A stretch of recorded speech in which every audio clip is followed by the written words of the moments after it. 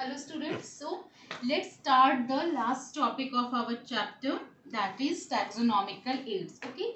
In the last class we had studied about the taxonomical hierarchy. We have already studied about the 7 obligate categories. Now in this class we will study about the taxonomical aids. Okay. Aids का मतलब क्या होता है? Sources, कहाँ से हमें ज़्यादा information मिले, जो इंफॉर्मेशन गैदरिंग की जो सोर्स है उसे हम एड्स बोलते हैं. The full is taxonomical aids. Okay. So taxonomical aids क्यों जरूरी है? हमने स्पीसीज देखा, उनका क्लासिफिकेशन पढ़ा, आइडेंटिफिकेशन पढ़ा. अब हमें ये जानना है ये पर्टिकुलर ऑर्गेनिज्म किस स्पीसीज का है, किस फैमिली से बिलोंग करता है, किस ऑर्डर से बिलोंग करता है, किस किंगडम में रहता है. तो ये सब जानने के हमें इंफॉर्मेशन चाहिए, कुछ सोर्स ऑफ इंफॉर्मेशन चाहिए. तो वो इंफॉर्मेशन कहाँ से मिलते हैं? तो there are some taxonomical aids from where we gather the information that this organism is belong to which species, which classification, which order. Okay. So taxonomical means taxonomic studies. ठीक है. Taxonomic studies of various species of plants, your animals. ठीक है. These are useful in your agriculture, in your forestry. So it is taxonomical aids is used for the classification of organism. First thing इसका use क्या है? ये organisms को classify करता है. Second use क्या है? Information gathered. Okay, gathering of the information along with the specimen. In some cases specimens को हम preserve करके भी रखते हैं for our future studies. ठीक है. तो let's start with one by one. First we will discuss about the herbarium. Herbarium क्या होता है? Herbarium is a storehouse of collected plant specimens. Herbarium में हम डेड प्लांट्स को रखते हैं स्टोर करके. ठीक है, बहुत इंपॉर्टेंट है. हर्बेरियम में व्हाट वी स्टोर? हर्बेरियम में इन द हर्बेरियम एक शीट लाइक स्ट्रक्चर होती है. ये जो आप शीट देख रहे हो ना, ये हर्बेरियम शीट है. और ये कोई भी पार्ट्स ऑफ द प्लांट को आप किसी भी एंडेमिक कंडीशन से प्लग करके लाओ, लीव्स को लाओ, फ्रूट्स को लाओ, या फिर उसके स्टेम्स को लाओ या रूट्स को लाओ, कुछ भी पार्ट्स ऑफ द प्लांट को लाते हैं हम इस प्रिजर्व शीट में, इस हर्बेरियम शीट में प्रिजर्व करके रखते हैं. Okay. So herbarium is a storehouse. It is a storehouse of collected plant specimens. जो भी plants होते हैं they are dead. Okay, they are not living. Here the collection of the dead plant specimens. बहुत important है. herbarium में क्या होता है? तो collection of dead plant specimens. These sheets, ये जो sheets होती हैं, ये आप जो दिख रहा है आपको square shape में, ये herbarium sheets हैं. These sheets are arranged systematically. Okay, herbarium sheets में हमने एक पार्ट ऑफ प्लांट को लाके रखा. सपोज हमने कहीं गए जहां प्लांट अच्छे से ग्रो नहीं कर पा रहे थे, जिस एरिया में, वहां जहां प्लांट डेड हो जाते हैं, वहां के प्लांट के एक पार्ट्स को हमने लाके हर्बेरियम शीट्स में प्रिजर्व करके रखा. ठीक है, ये शीट्स में ये एक पार्ट्स ऑफ द प्लांट है. Now after preserving, after placing this sheets on the herbarium sheet, what we do, we have to label the things. ठीक है, तो क्या क्या चीजें हमें लेबलिंग करनी चाहिए? पहली इंपॉर्टेंट बात है कि हर्बेरियम में फर्स्ट ऑफ ऑल क्या होती है? हर्बेरियम शीट होती है. सेकेंड इंपॉर्टेंट थिंग है कि हर्बेरियम शीट्स में हम सिर्फ और सिर्फ डेड प्लांट्स को रखते हैं. This is a collection of only dead plants. Okay. Third one thing is any part of the plant, इधर इट इज लीव्स, इधर it is the roots, okay, stems, कुछ भी हो, इसे हम लाके हर्बेरियम शीट पर प्रिजर्व करते हैं. Third most thing is that this labelling. This labelling is most important. क्या क्या मेंशन होना चाहिए हर्बेरियम शीट में? First of all, botanical name is mentioned. Common name should be there. अगर ये कोई भी leaves है तो ये किस plant का leaves है, उसका botanical name, उसका common name means जो भी local name है उसका. Third, date, place and time of the collection. From where you have collected these leaves, at what time you have collected the leaves, and in which date you have collected the leaves. You should write all these things in this box. Okay. Collector names. Who collect this? You have to write. ठीक है. Fifth things, which family it will belong. ठीक है, किस family से ये belong करता है, आपको ये सारे इंफॉर्मेशन इसमें लिखने चाहिए, ताकि जो भी स्टूडेंट्स भी बहुत सारे एजुकेशनल टूर पे जाते हैं, तो when they see the herbarium sheet, by seeing it they understand that yes, the leaves, the botanical name of this part of the plant is that it belongs to this family and it will be taken away from this part. तो हम सिर्फ level पढ़ के समझ जाएंगे कि इसकी पूरी क्लासिफिकेशन क्या है. ठीक है. विच इज नॉट मेंशन, इसमें क्या मेंशन नहीं होता है, तो that is height of the part of the plant is not mention. ये बहुत इंपॉर्टेंट है, अक्सर नीट और एआईपीएमटी में पूछे गए क्वेश्चंस है कि which is not mention in the herbarium sheet. तो हर्बेरियम शीट में क्या मेंशन नहीं होता है, height of the part of the plant, ये ना कि हाइट की लीव्स, नहीं हाइट की ऑफ द स्टेम, ये सब मेंशन नहीं रहता है। Only these things are mentioned in the labelling. Understood what is herbarium? Now next comes to the botanical gardens. ये सेकेंड थिंग है। हर्बेरियम में क्या था, हमने सिर्फ डेड प्लांट्स को कलेक्ट करके रखा। बॉटनिकल गार्डन क्या है, it is a collection of the living plant. ठीक है, यहाँ पे लिविंग प्लांट्स को कलेक्ट करके रखते हैं। दो फेमस बॉटनिकल गार्डन से अक्सर 1 मार्क्स क्वेश्चन में आता है कि what were two famous botanical gardens. First one is your Kew England and second is your Howrah India. Howrah में एक है और दूसरा इंग्लैंड के क्यू में है, where the famous botanical gardens are there. ठीक है, एनबीआरआई का फुल फॉर्म भी बहुत बार पूछा गया है 1 मार्क्स क्वेश्चन में। NBRI means national botanical research institute. Okay, so botanical gardens, these gardens have the collection of the living plants। ये varieties of plants रहते हैं बॉटनिकल गार्डन्स में। Plant species in this garden, जो भी plant species इस garden में grow होते हैं फॉर आइडेंटिफिकेशन पर्पस ओनली। ठीक है, and each plant is labelled indicating it's botanical scientific name और द फैमिली। जो भी प्लांट्स आपके बॉटनिकल गार्डन में ग्रो होते हैं उन्हें आइडेंटिफाई किया जाता है, उनकी बॉटनिकल नेम लिखी जाती है और किस फैमिली से वो बिलोंग करते हैं, it should be written. Okay, so that when you visit the botanical garden you can understand, yes, if mango is sorry any plant is there, you can understand, yes, this is a Manzifera indica, which family it is belong, it should be written, common name written. So this labeling is there in the botanical gardens also, so that you can easily identify it. Now next comes to the museum. Museum में क्या होता है, यहाँ पे हम dead plants, dead animals के specimens को रखते हैं।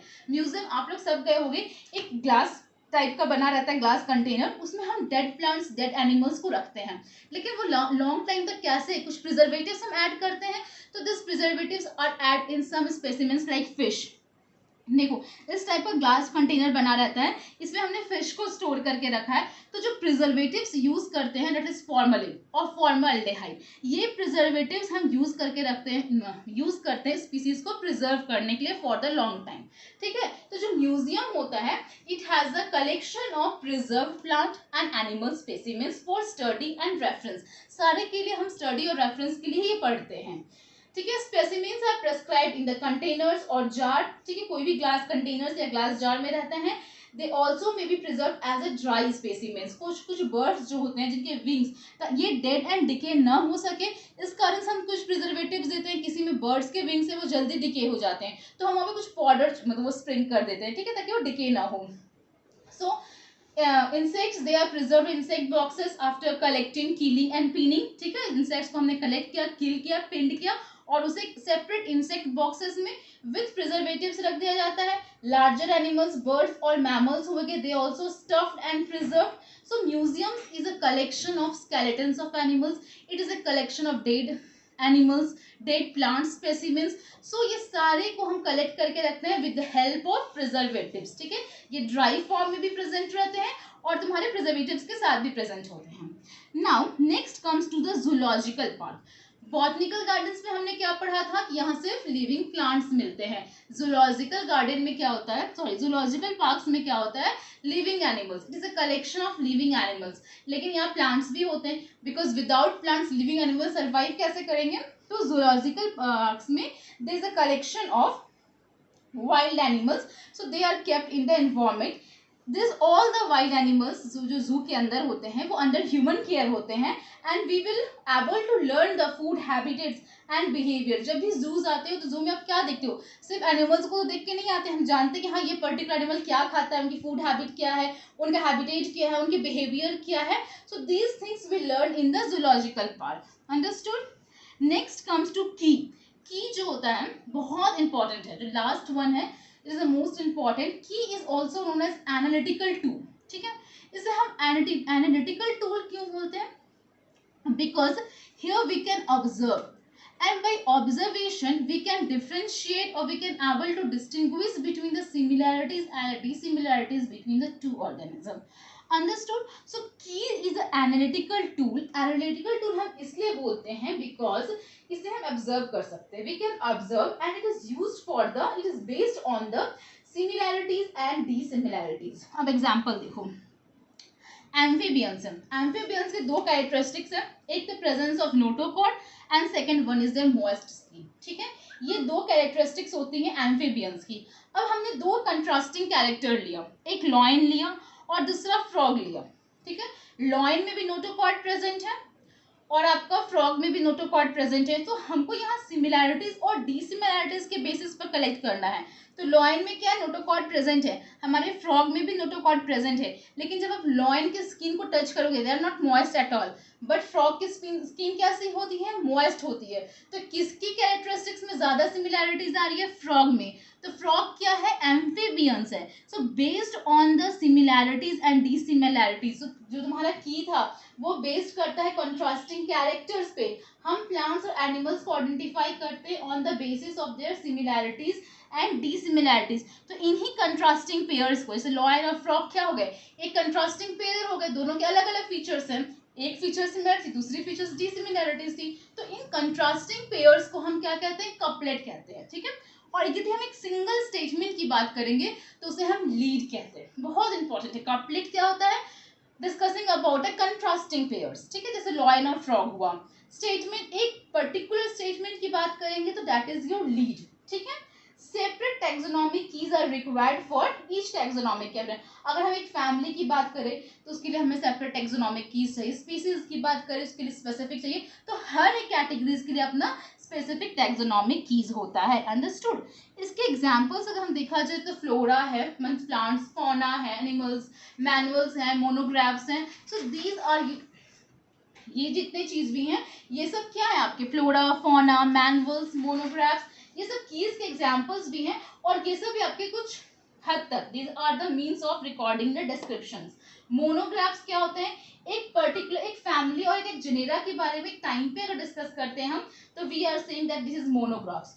और मैनुअल्स क्या होते हैं, पर्टिकुलर फैमिली, पर्टिकुलर स्पीसीज की अगर हम बात कर रहे हैं तो दिस इज मैनुअल्स. ठीक है. फ्लोरा क्या होता है अगर we are talking about the plants in a given area. और फौना क्या होता है if we are talking about the animals. Understood. तो ये जो आपके मैनुअल्स होते हैं ये हेल्प करते हैं identification of names of various species. ठीक है, और एक पर्टिकुलर गिवन एरिया में जितने भी तुम्हारे स्पीसीज हैं उनकी आइडेंटिफिकेशन में हेल्प करता है मैनुअल्स.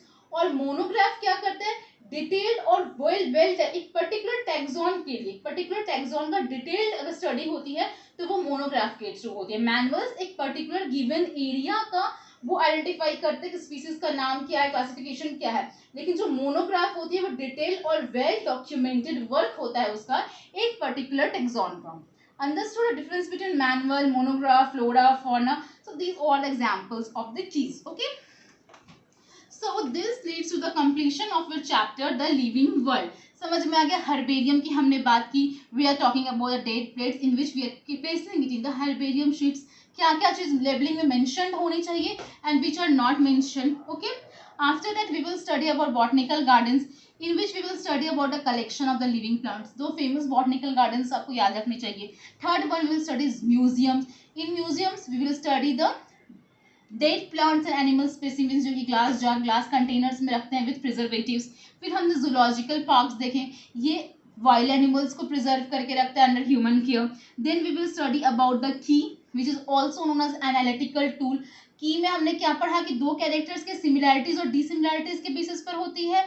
दो कंट्रास्टिंग कैरेक्टर्स अगर एक में हो, एक पेयर ऑफ कंट्रास्टिंग कैरेक्टर्स को वी आर सेइंग कपलेट. एक सेपरेट को हम बोलते हैं लेड. फिर हमने एग्जांपल्स देखा कीज के क्या है, फ्लोरा, फौना, मैनुअल्स, मोनोग्राफ्स. उनके वन लाइन डेफिनेशंस गिवन है एनसीईआरटी में. Just read the definition and nothing else. ये टैक्सोनॉमिकल एड्स आपके एग्जाम में या तो 3 मार्क्स के नहीं तो 2 मार्क्स के क्वेश्चंस में किसी एक पे डेफिनेशंस में आते हैं, which is very important. Understood. So just quickly I will revise what I taught you in the whole chapter, the headings. So this leads to the completion of your first chapter. So just quickly I am going to tell you what we have studied in this chapter. On the very first day I will tell you about the introduction. मैंने दिया था living world का, उसमें हम लोगों ने क्या बात की थी, डाइवर्सिटी की. ठीक है, बायोडाइवर्सिटी क्या होता है, So in the living world we will first of all we have studied about biodiversity. बहुत सारी टर्मिनोलॉजीज देखी थी. नोमेनक्लेचर क्या होती है, बाइनोमियल नोमेनक्लेचर क्या था, क्लासिफिकेशन क्या थी, टैक्सोनॉमी क्या थी, सिस्टमैटिक्स क्या थी. ओके, दिस डेफिनेशन के हम गो थ्रू गए थे. तो लिविंग वर्ल्ड में सबसे first of all we have studied about biodiversity. बहुत इंपॉर्टेंट बच्चों बायोडाइवर्सिटी. ठीक है. सेकेंड, टर्मिनोलॉजीज हमने पढ़े बहुत सारे. ठीक है. इन terminologies we have studied about nomenclature, binomial nomenclature also, classification. ठीक है. Taxonomy, systematics. After that we have also studied about taxonomic hierarchy. Last class में याद है आप लोगों को हमने 7 ऑब्लिगेट्स कैरेक्टर पढ़ा था. जैसे जैसे स्पीसीज से किंगडम की ओर इनका सिमिलैरिटीज क्या होता है, डिक्रीज होती जाती है. सबसे ज्यादा फंडामेंटल और मैक्सिमम सिमिलैरिटीज किस में थी, स्पीसीज में थी. That's why species is known as the basic unit of classification. Birds form the species, genus, family, order, class, division, phylum and then kingdom. जैसे हम ऊपर गए हमारी सिमिलैरिटीज क्या हो गई, डिक्रीज होती गई. तो we will study taxonomic hierarchy. Students इसके एक एक आपके क्लासिफिकेशन, जीनस हुआ, स्पीसीज हुआ, उनकी डेफिनेशन विद एग्जांपल बहुत इंपॉर्टेंट है, एक्सेस एग्जाम्स में आएंगे. फोर्थ वन आज हमने पढ़ा टैक्सोनॉमिकल एड्स. ठीक है. तो ये 4 सब हेडिंग्स थे इस टॉपिक में. Go through all the topics which I have taught to you. So go through my notes, go through my lectures, and also solve all the worksheets which I am providing you, and solve blue questions, solve exercise. If any doubt regarding this chapter, message me at any time, okay, and free to ask my any doubt. Okay, thank you.